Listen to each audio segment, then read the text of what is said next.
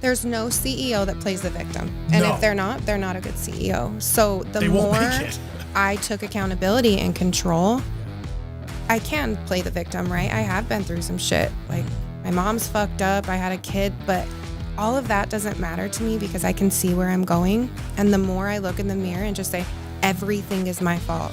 Even when I hired my first employee, her taking advantage of me, I had to just look in the mirror. How was this my fault? The systems weren't in place. Because if they were, she couldn't have done that to me. Every single thing that goes wrong with Gold Elite, how is this my fault? And when it's my fault, then I can control it. And then I can't play the victim because I'm in control.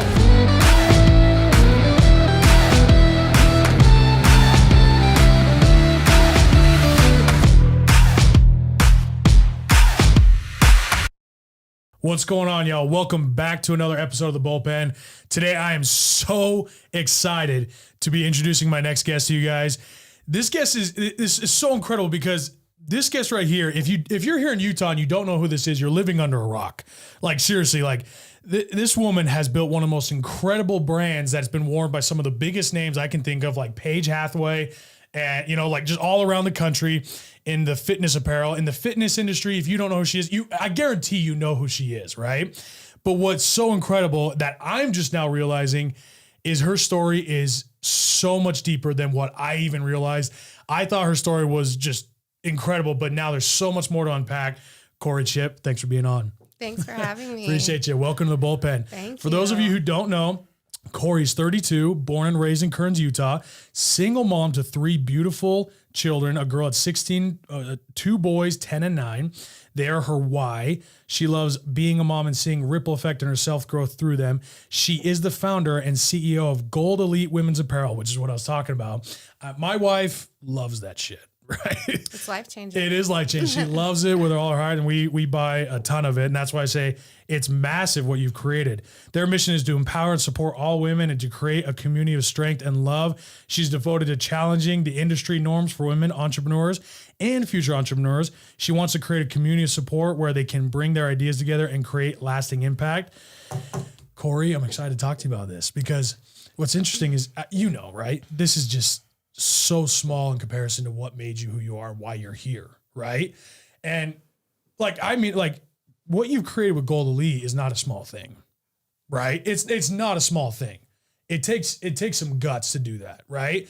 And as a fellow entrepreneur, I know exactly the kind of ups and downs you've had to experience, the brand that you've had to create and put yourself out there. And when you go after certain norms in the industry, you're going to get attacked. Right? If you don't want to have anyone attack you, then just try to fit in. But if you want to make waves and actually make a difference in the world, then stand out and be someone who actually puts a target on their own back. And you've done that, right? So what I really want to know here is this is incredible. But what made you who you are today? What's your story? So I think we have to go back to my childhood and understanding my parents at the time. Okay. So my mom suffers from really bad depression and addiction issues. Like what? You mind me ask what kind of addiction? Addiction to pain pills and opioids, stuff like that. Yeah. So growing up, I think back in the 90s, it was more overlooked. My dad was really focused on taking care of her and supporting us. So we weren't really emotionally, my sister and I, our needs weren't met when we were kids. We were going through the motions and we weren't hungry, but we didn't learn how to communicate or express what we needed. Are you close with your mom, if you don't mind me asking still?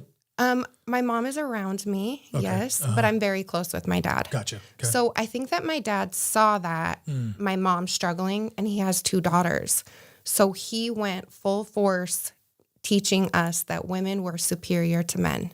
To this day, my dad, and even if he doesn't necessarily believe it, he will tell you, like, women can have children without men. Like, technology, we don't need men. This world would be better with, and I don't even think he believes that. Right. Just trying to instill that. That's a good dad. And, looking back, he's very harsh. He should have had boys. He's very we'll walk by, he'll give us a punch in the arm and the way he loves us is very aggressive, but it taught me to have thick skin. So I would say, yeah, Dad, I'm just going to marry a football player and be a model. And his literal response was, what are you going to do when he leaves you with those 3 kids and you're old enough to put out to pasture? Oh, geez. That was my dad's response to me as a little girl. Like, but you know, that does something to you that it makes you think, well, what would I do if you left? Right. So, well, I mean, at an early age, he's making you think about the real shit that you're going to go through in life, right? And that is real. It is real. Yeah. I can't tell you the women that I know that get divorced and their quality of life goes down because they're reliant on that other income. Right. So my dad and mom were worried about getting my mom healthy, and I got pregnant at 15. Oh, wow. So I had the baby. Yeah. My mom wanted me to have it. And in my opinion, it was her way to really make up for her lack of parenting us. But in that time, she still wasn't ready. So I had my daughter, and I turned 16 and had her a few weeks later.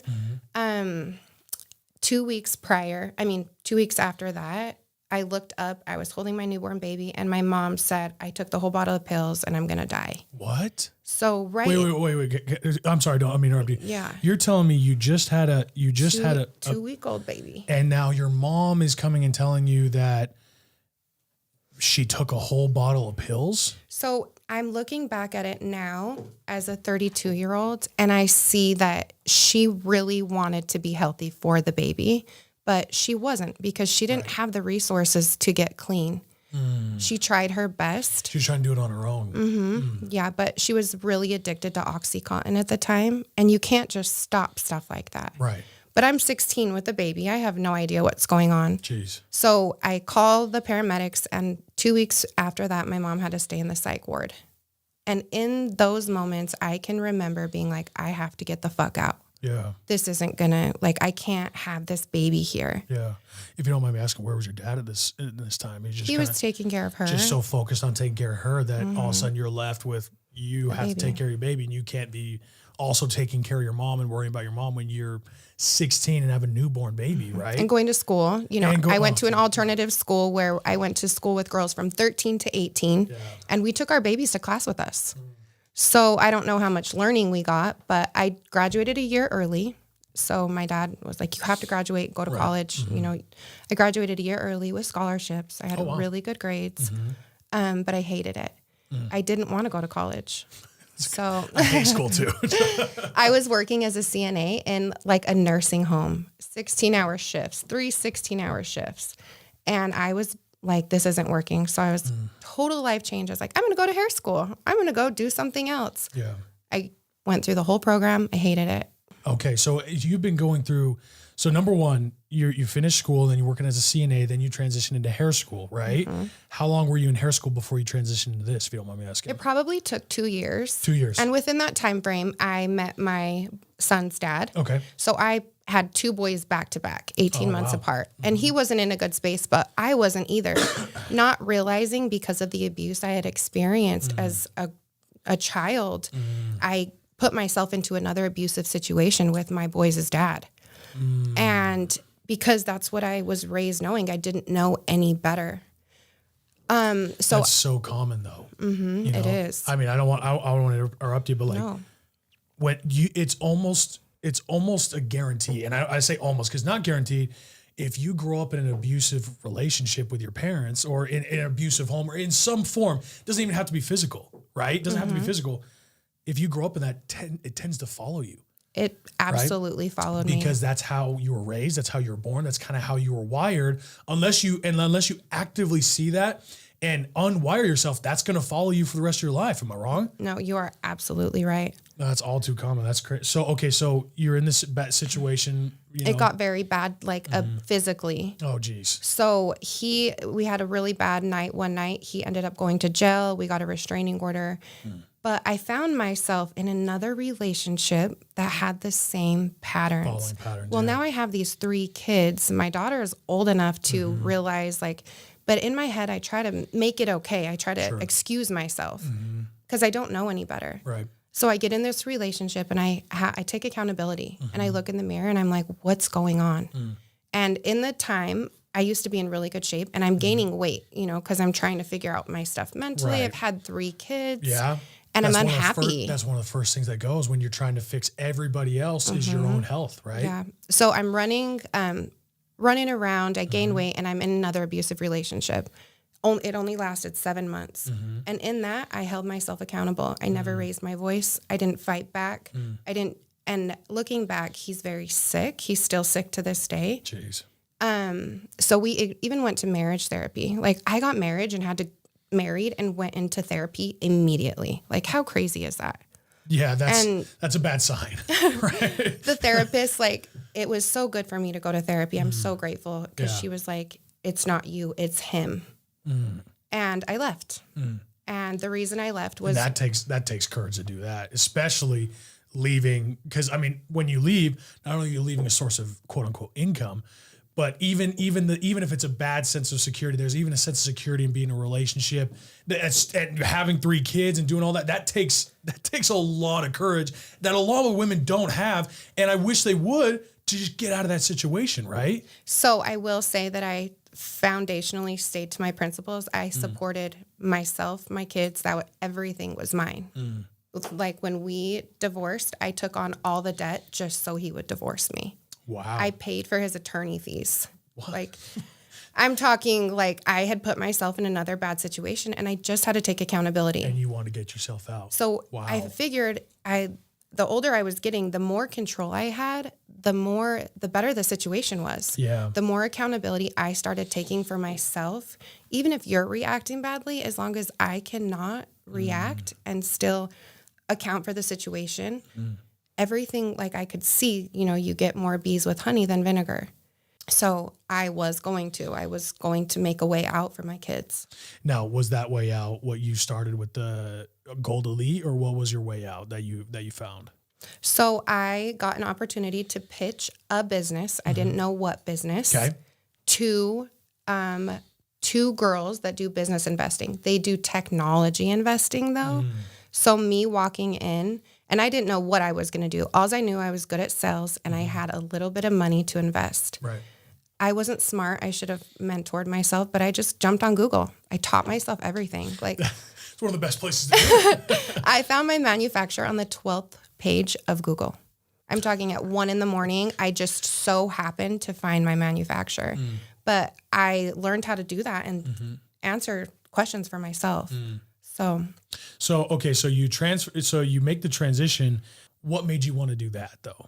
I was sitting with a friend and she looked me in my eyes and I was like, let's do like your nail polish. I was helping with a nail polish company, all the things. And she says, what are you passionate about? And in that moment, it was like something clicked in my head and I was like, you're right. Because I felt like in that moment, I was the smartest person in the room. And I was like, I need a new room. Oh my gosh. I have to have a new room if I feel like I just took your business to the next level. I managed this business and now I don't have a business. I have your business. Yeah. And that was it. I don't think people realize how powerful it is what you just said. And I want to make sure everyone listening, I want you guys to make sure what you heard what she just said. You need to be the dumbest person in the room. That is extreme maturity. But that is the fastest way to get where you want to be, right? Because proximity is power. When you're around other people at a higher net worth or a higher, status, or they're just operate on a different frequency and, whatever it is, right? You have no idea how fast you are naturally either going to absorb it or get out. And if you just find a way to just force yourself to stay in it, you're naturally going to level up, right? You've seen that, but what people really need to understand this. If you can just put yourself in the position just to be around those kind of people, your life will completely change. They say your network is equal to your net worth, or you will be the average of your 5 friends you hang out around the most. There's so many ways to say it all means the same thing. Yep. Who you're around will ultimately determine who you are. Yes. And I don't care how good you are at manifesting. I don't care how disciplined you think you are. The people who you surround yourself with will determine where you end up. Absolutely. Right? That's basically how you became where you are, because you forced yourself into that situation. Even though I didn't fit in. Naturally you wouldn't, right? And so many people would avoid it because you don't fit in. And I still don't fit in. And I think people see me and they think that I fit in, and I'm actually more comfortable where I come from and, in a chaotic environment than I am in business meetings sometimes. So you feel more like comfortable on your toes, so to speak. Comfortable in the chaos. I move great You're in definitely chaos. an entrepreneur. You're definitely an entrepreneur. When things are calm, I'm like, that's almost chaotic for me. Yeah, that's where I need to go. Yeah. So you get this kind of coaching. You're transitioning into Gold Elite, right? I mean, okay, let's be honest, right? There's a huge difference in running a business and sales and, managing teams and managing people. That's huge, right? That's probably the hardest thing about being a business owner. That's right? the hardest thing for me. I would completely agree. That is business. At the end of the day, business is people, right? Absolutely. You do not have a business without people. And if you're not good at managing people, guess what? You're not good at managing business. Yes. Right? But then you transition into a different kind of business. First, I had to pitch my business. Okay, so tell me about that. So first I pitched my business and I walk in and the first comment they make is, whoa, you look like a blonde Kim Kardashian. And that was not a compliment. It did not. And I'm like, okay, I'm going to take this as a compliment because, she's a boss. And not that I just felt they're tech investors. They're not apparel investors. And I come in with my sports bra, my leggings and but they immediately, they tried the leggings and the product sells. Yeah. If you try the leggings and the product, I have designed it for real women. So they were like, okay, we're going to give this girl a chance and we're going to help her.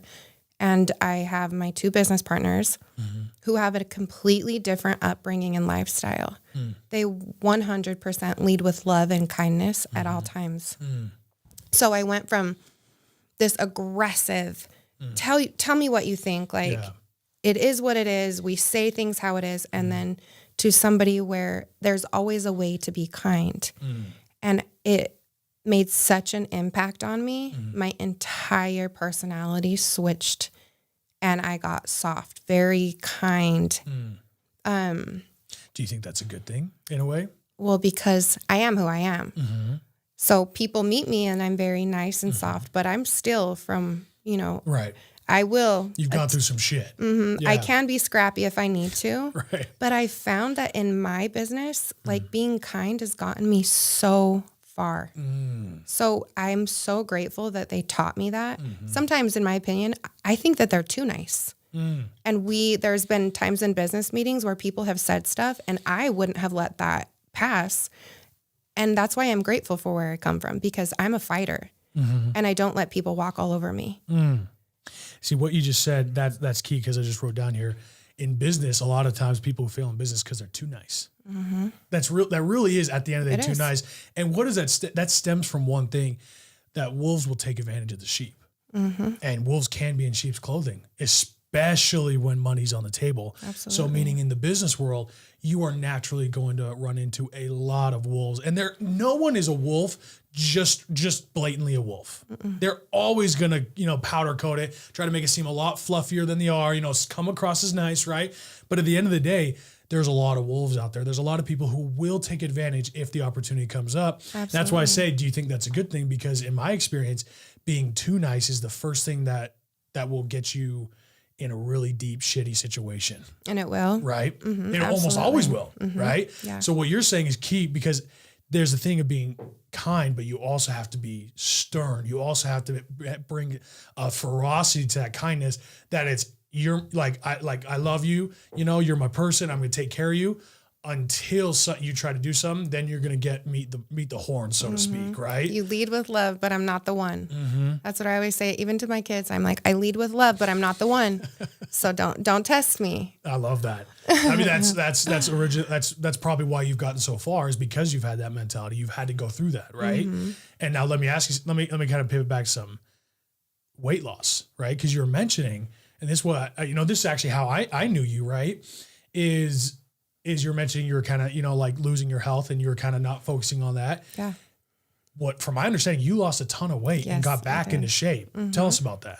So it was stemmed from my negative relationship. Right. My husband called me fat and I didn't even know. I didn't even know, because I hadn't looked in the mirror. I hadn't looked at myself. I was busy taking care of everybody else.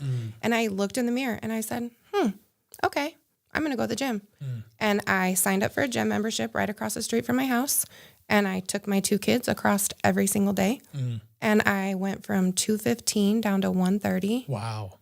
in 8 months. Congratulations. Thank you. That's incredible. Thank you. And like I've gained weight back, but I wanted to see where I could take my body. Sure. And through losing weight, I divorced and started my business. See, that's what's interesting, because when people take control of their health, because you know what I said before, when shit hits the fan, the first thing that people let go is their health, right? They let their health go because they want to focus on so many other things. It's almost like, I don't know why that of all things is the first thing to go, but it almost always is.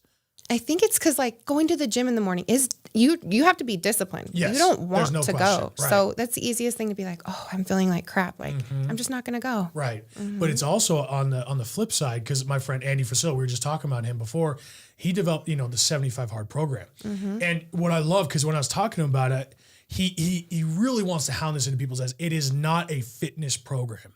It's a mental toughness program. Absolutely. It's get your shit back in order program. He says when you go through 75 Hard, by putting this as your priority, you watch everything else fall in line. Because when I talk to people about 75 Hard, they don't always talk to me about the physical results.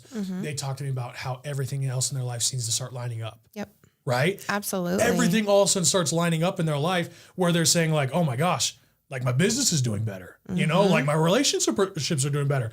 And it's stemmed from me drinking a gallon of water a day, following this, working out twice a day. Like it's just when you put yourself first and when you discipline yourself and you reinvigorate that focus in your life, things start to line up. Right. And Absolutely. I know you've seen that. Yep. Right. So, I mean, that's incredible. So you got that back. Is that kind of where it stemmed that you want to get into like Gold Elite and the Fitness. apparel and bring that back? So Yep. what really drove that in? So it made me feel so good. I was originally going to do dresses, and then, Interesting. but I was like, I'm not going to get ready every day. Like I have 3 kids. I give it to the people who get ready every single day, but that's not me. Right. My hair's back in a ponytail and I'm in leggings. So I needed to be authentic with who I was. I needed to sell something that I could sell every single day. And I tell my mentors, people that I mentored, not to jump in with the sharks, but I jumped in with the sharks. Yeah. And I found my manufacturer and I learned how to swim. There's much easier ways to do it, to seek mentorship. And, but I didn't know. And but when you don't have there's no other way. Right. This is how I'm going to provide for my family. I made it work. Yeah.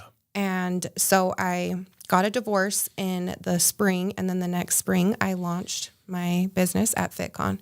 And again, I went all in. I met the owner of FitCon at the gym. Keaton? Oh, I love Keaton.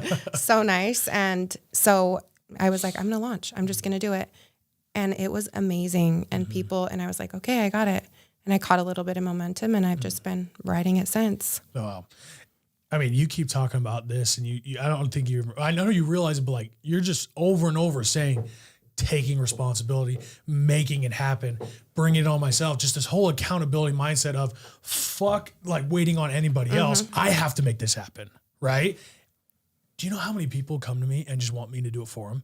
I'm sure they come to you for the same damn thing. Right. Oh my gosh. It's just like, God, I could talk about this for hours, but of how many people, if they just went to Google, could figure this shit out, right? Like I have courses, right? And people love my courses because it saves them time.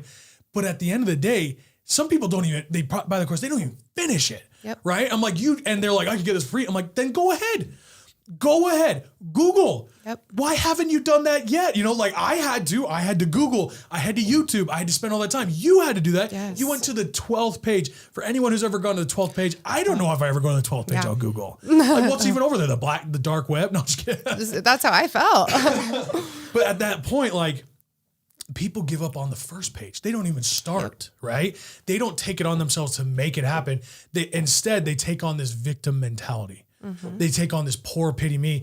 And let's be honest, of all the things you've gone through in your life, there were plenty of opportunities for you to say, I've gone through some shit, right? I've almost lay the victim card. And by the way, a lot of people wouldn't have blamed you. No. You had a mother who had, problems with addiction. You had a child at an early age. That's an extremely difficult thing to go through, right? And then you've had to deal with transitioning in multiple different things, abusive relationships. You think that, I know people, I know people would probably just lay down at that point. Absolutely. They would. And by the way, if someone came to me and told me that, I'd be like, damn, like you've been through it. You've been through it. Yeah. You know, you almost have to have the empathy to say like, I get that, you know, but then you still like want to get them going.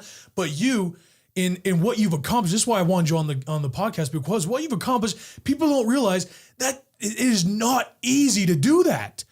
You don't understand how much self-belief you have to have in order to make that happen, in order to make it happen, to do it on your own, to find the manufacturers, to do all that, whatever it is in any business, in order to make it happen, in order to be the CEO and to launch something and actually have success with it year over year over year. That takes more than just business knowledge. There's no CEO that plays the victim. And if they're not a good CEO. So the more I took accountability and control, I can play the victim, right? I have been through some shit. Like my mom's fucked up. I had a kid, but all of that doesn't matter to me because I can see where I'm going. And the more I look in the mirror and just say, everything is my fault. Even when I hired my first employee, her taking advantage of me, I had to just look in the mirror. How was this my fault? The systems weren't in place. Because if they were, she couldn't have done that to me. Every single thing that goes wrong with Gold Elite, how is this my fault? And when it's my fault, then I can control it. And then I can't play the victim because I'm in control. Yeah. So. Man, oh my gosh. If anyone listening to this just understood that one thing, they'd have a lot happier life. They would. And notice I didn't say successful because there's going to be ups and downs. No matter what, right? You're going to have to pivot. You're going to have to make adjustments. But at the end of the day, if you just take accountability for your life, you'll have a much happier life because you realize what you can control in the situations. You'll also realize what you can't control. Yep. Right? Absolutely. You realize what you can take on and you take it on. You make the change. And that is a very empowering thing to do. Right? People would just be a lot happier with their actual health, with their business, anything, if they just took that lesson right there of accountability, say, it's on me and nobody else. Yep. My dad told me this at an early age. He said, no one's coming to save you. Like that, and that those words literally stick in my head every day because it was one of the darkest days of my life where and in that day, he could have 100% told me, it's okay, you know, like hug me and all this stuff. And by the way, my mom started to. When I came home with I don't want to get into the story, but like my mom started to like cuddle me and my dad immediately pulled me away from that and immediately put it on my shoulder and said, no one's coming to save you. You're going to have to be the Superman of your own tale because there is no Superman coming to help you. Yeah. Right? But then at the end, he said, that's okay because you're all you need. Right? Now, I love your story, but if I could ask you about one thing, because I know you posted about this not too long ago. Because we're talking about being a victim, right? And at the end of the day, there's some legitimacy in like, you don't allow yourself to be a victim, but at the same time, you've been a victim of abuse, but you've also been a victim in abuse in a different way of bullying. Yes, absolutely. Right? That's something you posted about and you've experienced. If you don't mind, I mean, would you feel comfortable talking about that? Yeah. So I think with my weight gain and all of that, putting that, I was always uncomfortable to like post my fat pictures.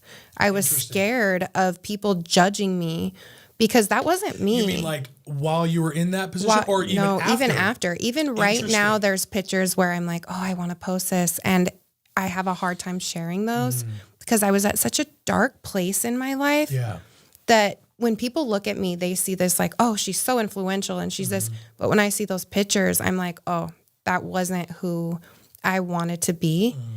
So it was hard for me to share those. And people on the internet are mean. Yes, they are. Oh, man, they're mean. I always laugh about it, but they are brutal, man. And when you first start, you don't really know how to handle that. And some people, it gets to you still. So I think I was already, I mean, you know, starting a business, I probably work 15-hour days.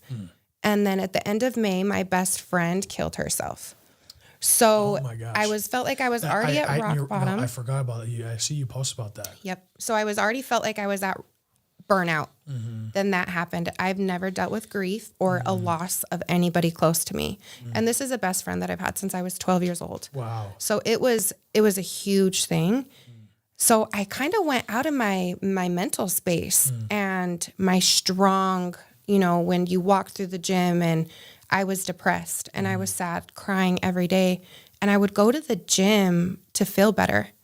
Even if I wasn't getting in my full workout, tears like streaming down my face walking into the gym.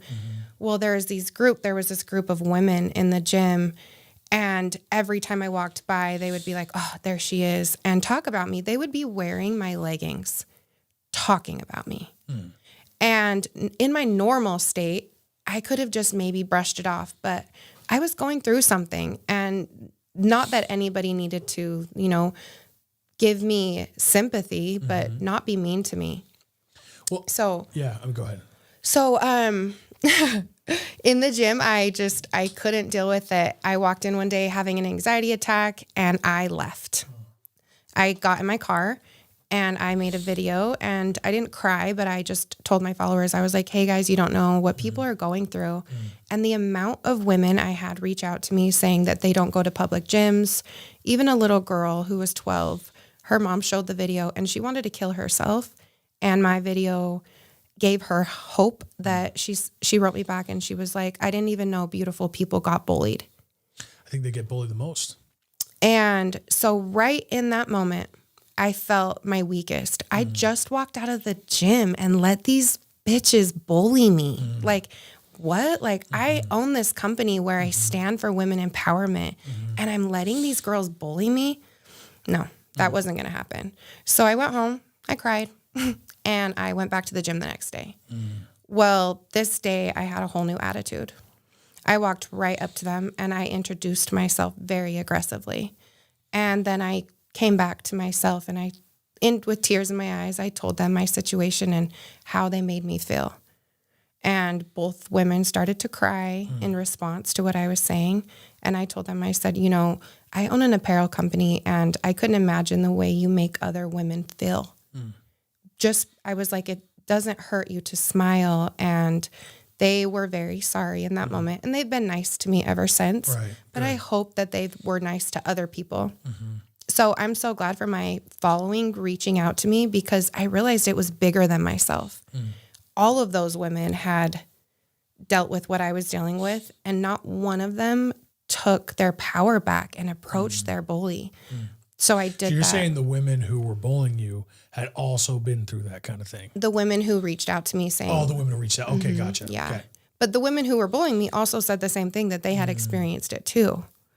So I was like, we are just in this vicious cycle. And I posted my story about coming to them and telling them how I feel. Yeah. And even then I had women be like, I could never do that. I'm never brave enough to do that. And then I'm like, this is where I need to like spend my time and influence people, because bullying is everywhere. Every single one of us get bullied for everything. Yep. And I think that the people who are bullying are just hurting themselves, but they're, projecting that onto us. I agree. I mean, what you take your power back, right? Like, I don't want to take up to it, but so I mentioned a little bit about my story, because when you talk about bullying and I saw that, I want to reach out and go if you ever need anything, I'm here, because nothing sits heavier on me than when people get bullied. Right. So when I was a kid, my nickname's the Bull. Right. And I think you were mentioning you had a nickname growing up as well, similar to Yes. So we've experienced it. Well, that's my nickname, but my nickname growing up was the Fat Bull. Right. And on a daily basis, I was either crying or puking because I didn't want to go to school. Right. You know those butterflies you get in your stomach before you get into a fight. On a daily basis, that's what I felt, because I knew they were going to beat me up. I knew this group was going to come after me and do something on a regular basis. They'd pin me to the ground, beat the shit out of me, pour chocolate milk on me saying the bull needs his milk or whatever, and shove tater tot, whatever it was in the day. Sometimes it was whatever, right? But, just to kind of give you an idea, what changed my life forever, what built this business today, Alpha Influence, what made me want to become this was one day specifically when this whole thing happened, I rolled over. I was on my hands and knees. I was about 11. I had blood coming out of my nose and chocolate milk in my hair. And I looked around and I looked at all these other kids. And the one question I had is, why won't any of you help me? Right? Why won't any of you help me? Because I felt like I had, what could I do? I felt like that's why when you say this is so powerful. And I want everyone to listen to this, because what you just said, take your power back. In that moment, I felt like a victim, but I felt like powerless. I could not do anything. Right. And when I went home that day, I actually left. I just walked home right there, and then I just left everything at the school. I just left, right? And I went home. My mom sees me, chocolate milk, all this shit. And she starts to like, hug me and tell me it's going to be okay. And like, freaking out. What are we going to do? We've tried to stop this, like for years, and it keeps happening. And it was at the moment where my dad saw me. But this had been happening for a while. It was at the moment my dad saw me. He pulled me away from my mom hugging me. It's like, my mom's giving me love, but he pulled me away. He looked me in the eye and he said the one thing. He said, no one's coming to save you, but that's okay because you're all you need. Now you're going to have to be Superman of your own tale. And then he proceeded to kick me out of my house, or the house. He said, you cannot come home until you beat one of those kids up. He kicked me out of the house. And by the way, when I left as a kid, I was pissed. I was like, what the hell, like that? And I'm like crying, I'm like a kid. Yeah. Like I'm like throwing up because I'm so scared I have to go fight one of these kids again. I was like mad at him. But I knew he meant it. I could not go home until I did this. So he gave me no other choice. He literally forced my hand to say, this is your only choice, is to go face your fears and to go face these kids, right? So I did. I literally walked over to this kid's house, knocked on his door. His mom answered. I said, it's so-and-so here. He came to the door. I grabbed him, pulled him out, and just, I honestly, within a rage, beat the shit out of him, right? And I ran home. And what you're saying here is why this hits home to me, because like when I ran home after I beat him up, I was like running away, low-key. But I felt the most confidence I'd ever felt in my life. Mm-hmm. I felt the most powerful I'd ever felt. And I literally felt like what you said, I love that, taking my power back. Yep. Right?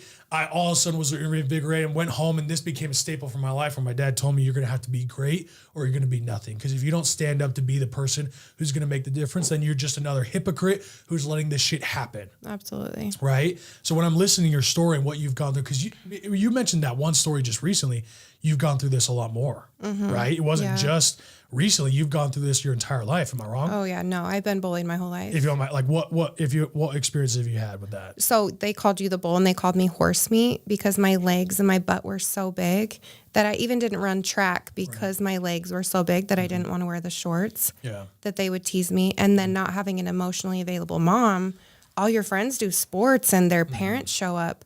But my mom did not like my friends. So when she showed up, it was chaos, which causes a ripple. Yeah. In the way, even the way your friends' parents treat you. Right. I was treated like the bad kid when really I was just hurting. I mean, and what's that transition to? That can transition to one of two ways, right? Especially when kids experience that. They either become the bully because they're hurt, because they've been like broken. And what they do is they end up taking out on other people. A lot of abusive parents were actually abused themselves, right? Yeah. And we were talking about that, how that follows you.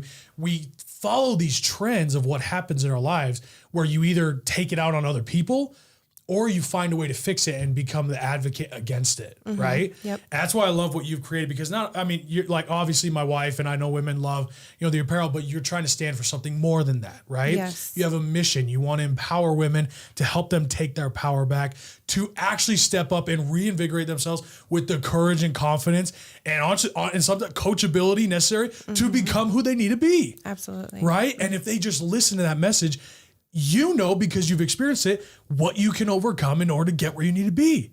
But they have to understand it's not going to come without consequence. It's not going to come without people throwing rocks at shiny things, because the people who stand out are going to have people come after you. Yes, absolutely. You're going to have it, right? Crabs in a bucket, right? I feel like my light shines so bright that people are blinded by me. Some people want to gravitate towards me, but other people, they hate bright, shiny things. Right. But I've had to accept that. But dimming my light down that day and leaving the gym, I felt myself. And I was already sad. My best friend just passed away, and nobody knew that. But my light was already so dim that when I approached them, my light went back on. And I was like, this is my why. I need to stand up and be an influence for these girls that are also being bullied and express my story. Yes. Yeah. And I'm grateful you are. Thank you. I know a lot of them are as well. You have to. And that is what it comes down to. In my opinion, you have to.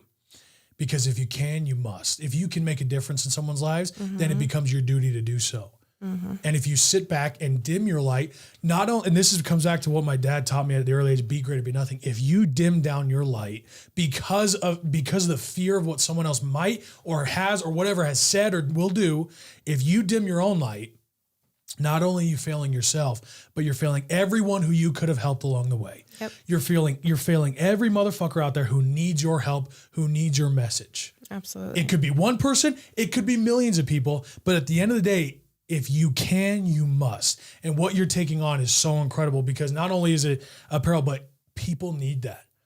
It's a brutal world we live in. My goal is to break the industry standards. So when you look at and you hear the word athletic apparel, I don't say that. I say active apparel.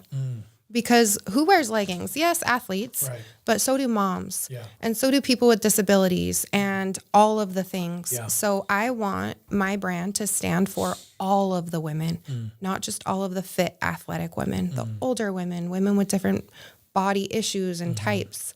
A community where we're all together, understanding that we all go through shit, but we're in this together, flaws and all. I love that. Well, Cory, if there's one thing you'd like to leave our audience with, what would it be? One tip, what would it be? To lead with love, but don't be the one. Don't let people test you. I love it. I love it. Well, Guy, I honestly, thank you so much for coming on. It's been awesome. And honestly, just to get to know your story because I didn't know all these things, right? And I know a lot of people out there didn't know these things about you. And to me, that's important because we crave that authenticity. And I know people watching this and listening to this are gonna honestly agree with me in the fact that they like to hear that you've gone through some shit. They realize that what you've accomplished, and it makes it that much more powerful to support you in what you do, right? So thank you for coming on. Thanks for your authenticity. I'm really honored to be the first woman on Yes, the true. bullpen. We have to mention that this is the first woman guest on the bullpen. Thank you so much for coming on. By the way, everyone, make sure you go follow her, Cory_Chipp. We're going to link all this in the description. Go follow her on Instagram. Go follow her business, Gold Elite Apparel. Is there anywhere else people can get in contact with you or you want people to? Just the Instagram stuff. Just the Instagram. Okay, start there, guys. Make sure you go follow her because she's going to be doing big things. She's already done incredible things, but I know this thing's going to blow up and you guys want to be a part of that journey. Thanks for coming on. Thank you.